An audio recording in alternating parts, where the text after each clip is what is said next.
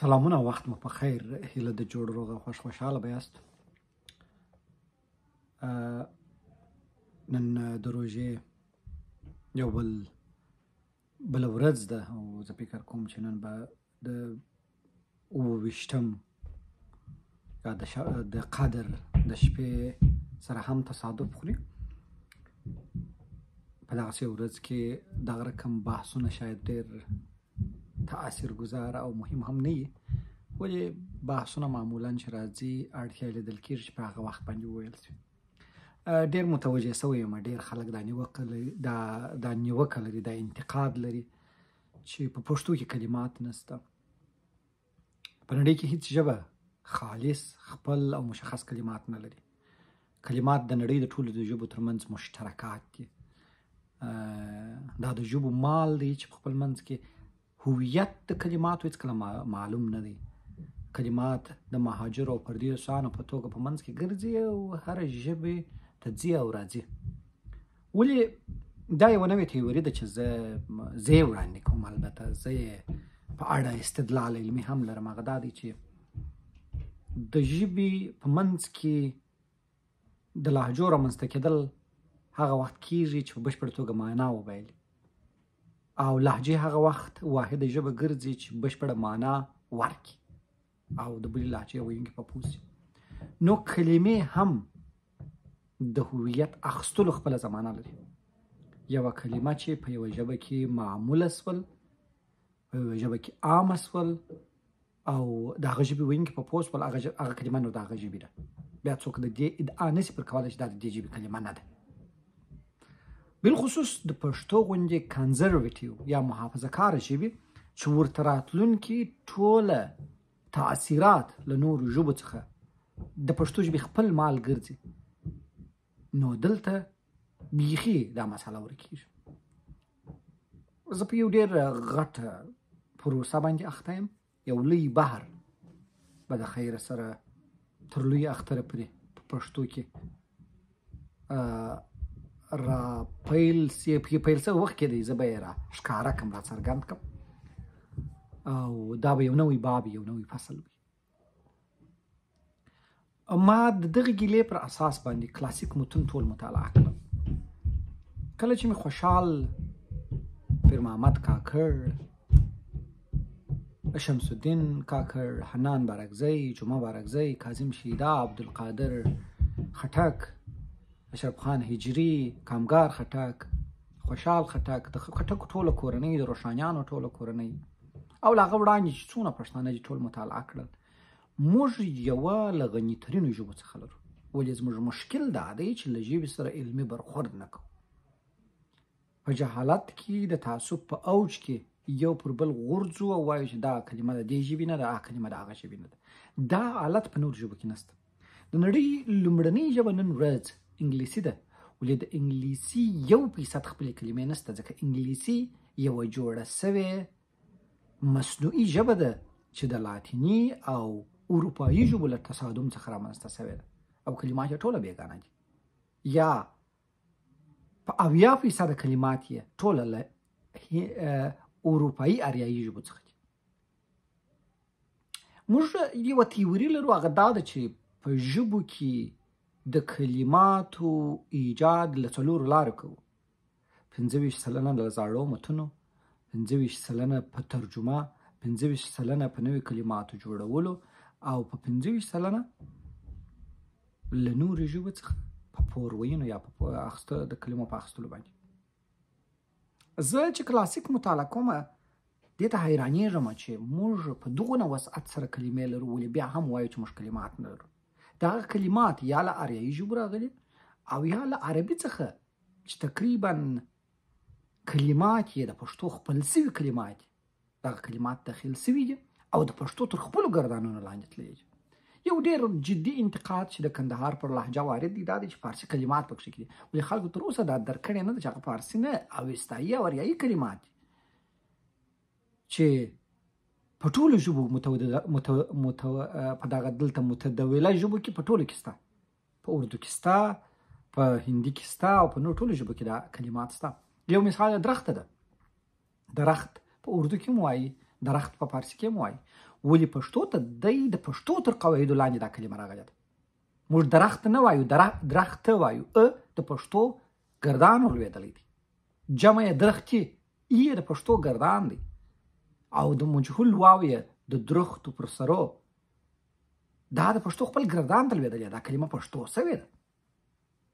داسې په زرهاوه کلمې موږ په پښتو کې لرو چې له نورو ژبو څخه راغلي دي. ولې دا نور د پښتو مال دي، بېګانه کلمې نه دي. زه اکثر وینم چې خلک وایي دا پلانکۍ کلمه مه لیکه، پښتو بدلې ولیکه. هېڅ حتمي نه ده. کله چې یوه کلمه 10 کاله په یوه ژبه کې تېره کړي، هغه کلمه نور د هغې ژبې ده، د هغې ژبې مال دی، او دا د ژبې وسعت دی. دا د ژبې د لمن پراختیا ښیي. انګلیسي، فارسي، د نړۍ ټولې مطرح ژبې د نورو ژبو کلمات اخلي، خپلوي یې. دا د ژبو قوت ښیي. هغه بله ورځ مې یو متن کې د حامله ښځې دپاره کلمې کتلې. موږ بلاربتوب لرو، بارداره لیکو، امیندواره لیکو، وایو یې، حامله لیکو. نور ډېر زیات کلمات لرو دې ته. موږ باید دا ټول کلمات عام کړو. دا زموږ خپل کلمات دي. د کلماتو سره زور مه وهئ. زه د خوشحال یوه غزل درته وایم. تاسې د دې خوند وګورئ، د دې کلماتو موجودیت او ملمعتوب وګورئ. د جهان په مخ به نه وي هسې تا غوندې دلبره، پریرویه، عنبر بویه، سنبل مویه سمنبره، گل عذاره، زلف ماره، شهسواره، خوش رفتاره، بادنوشه، می فروشه، قصب پوشه، موکمره، دلنوازه، سرفرازه، اشوسازه، لعبت بازه، خودپسنده، سربلنده، شکرخنده، لب شکره، طربناکه، گریوان چاکه، طلب باکه، تشت پاکه، خود آرایه، خود نمایه، خود ستایه، خوش هنره، غزل خوانه، خوش الهانه، دردندانه، لبخندانه، عنبرخاله، پر خیاله، تل خوشاله، د زړه غوره. تاسې کلاسیک ته ننوځئ، د شمس الدین کاکړ دا لهرنده بهیدونکي اشعار وګورئ. تاسې د پیر محمد کاکړ دغه تیز او چست غزل وګورئ. تاسې د حنان دغه تیز رفتار وګورئ. تاسې د جمعه بارکزي دغه تیز رفتار وګورئ او سلاست یې د ژبې وګورئ. دا ټوله د کلاسیک دی. زموږ شعر چې اوس پیکه دی او ژبه چې پیکه سوې ده، په دې ده چې موږ د دې کوښښ کوو چې ژبه مصنوعي کړو. ایران دا کار وکړي. د فارسي راتلونکې ډېره تیاره ده، له خپلو اصلي متونو څخه ډېره فاصله نیولې ده. تاسې که فردوسي ګورئ، تاسې که حافظ ګورئ، تاسې که سعدي ګورئ، او که د نن فارسي ګورئ، ځمکه و اسمان تفاوت لري. او دغه د دوی بې باکي چې ژبه یې وچ کلکه دې ته ودروله چې کلمات ورته جوړ کړي، فارسي یې تباه کړل، فارسي یې مړه کړل، او لور یې هم د اصل څخه لرې والي خواته بیایي. نو د پښتو سره دا کانه مه کوئ. کوم په کلماتو چې تاسې پوهېږئ همهغه کلمات یې ویې لیکئ. په دې مه بیرېږئ چې دا کلمه خو خالصه پښتو نه ده. په نړۍ کې هېڅ ژبه خالص نه ده. نو ستاسې سر چار سم، د ژبو سره زور مه وئ. د ژبو حالت همدا دی، د ژبو ښکلا همدا ده چې د نورو ژبو ښه اړخونه چې زموږ ژبې ته رنګ او ښکلا ورکوي، هغه په خپله ژبه کې موږ استفاده کړو، د هغه څخه ونه تښتو. د رحمان بابا شاعري چې تاسې د دې خوږوالی او سلاست وینئ چې د پښتنو ټولو ته مقبوله او د مننې وړ ده، علت یې دا دی چې هغه له عربي او فارسي او نورو ژبو سره زور نه دی والی. هغه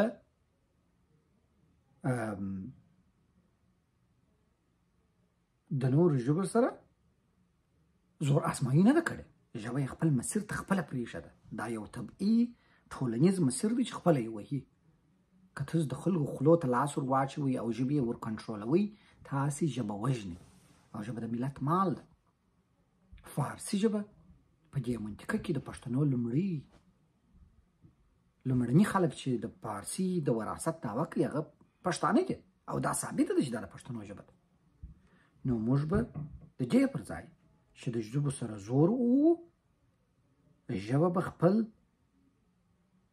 اجتماعي مسیر ته پرېږدو، چې خپل اجتماعي مسیر په خپله توګه ترسره کړي. دا صحیح خبره ده چې وخت پر وخت به یې پوجي کوو، وخت پر وخت به یې کنټرول کوو، مګر په دا رقم نه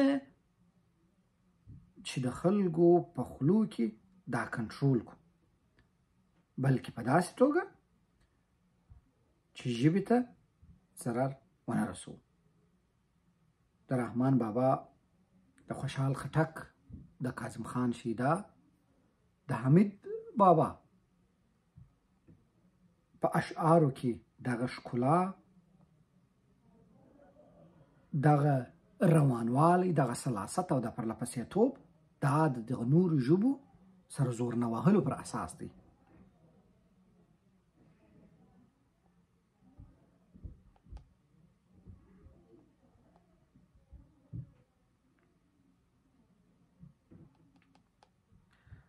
دا د دې علت دی چې هغه ژبو ښکلا یې ساتلې ده.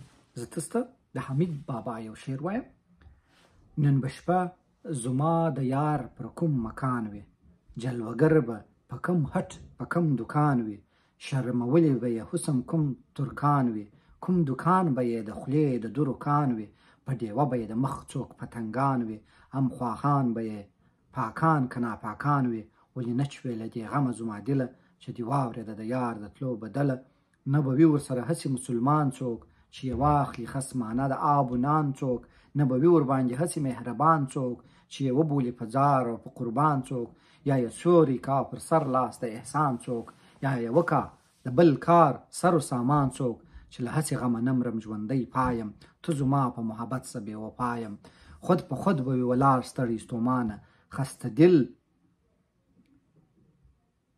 دل په خصمانه د آب و نانه، ارزان وست به له ناکامه پیری ګران، د بې قدره جوهریانو په دکان، له دې غمه آه افسون ارمان راکړي خدای په دا رک پر دې همت، چې حاضر سوی د پیکسو په خدمت، ګوره ناسته به په خپلو ګوره ناسته به وي خفه په ځینو خرو کې، که به پروت وي لکه لال په ایرو کې، کوم سرود به کا له زړه سره په ورو کې، د سړي مهر دغه نور په دا بشرو کې، که به ځان لروي ډوب په خطرو کې، دا کوم شرم دی کوم ننګ په محبت کې، چې غمخور نه سوم د یار په دا غربت کې، خوب به نه ورځي له ډېرې ستومانۍ، بوژنوي به یې د ملو بدګمانۍ، نه به وړاندې چې په زور په شادمانۍ، نه به بیرته سي راتلای له پښېمانۍ، د هر سپي به په امید د امانۍ، په چپړوسي کا د نمړۍ په مهمانۍ.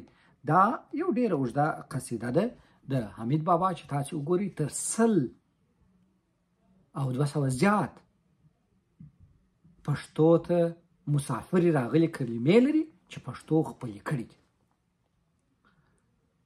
د هویت په مسله کې مسافرت